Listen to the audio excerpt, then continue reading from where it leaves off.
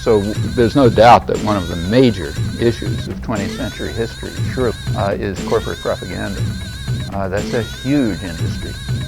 In fact, it extends over obviously the commercial media, but the whole range of systems that reach the public, the entertainment industry, television, a good bit of what appears in schools, a lot of what appears straight out in the newspapers and so on. Huge amount of that comes straight out of the public relations industry, which was established in this country early in the century and sort of developed mainly in the 20s and on, and has become an enormous industry. It's now spreading over the rest of the world, but it's primarily here. And its goal from the beginning, perfectly openly and consciously, was to control the public mind, as they put it. And the reason was that the public mind was seen as the greatest threat to corporations. That's from early in the century.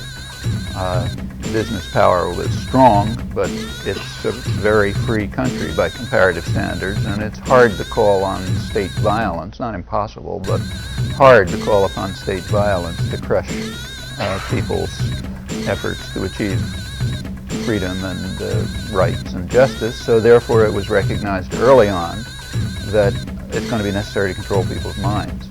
I should say that's not a new insight either. You can read it in David Hume and the Enlightenment, where it was already recognized. In fact, you go back to the earliest stirrings of democratic revolutions in England in the 17th century, and there already was concern that we're not going to be able to control people by force, and we therefore have to control them by the means, controlling what they think, what they feel, their attitudes toward one another.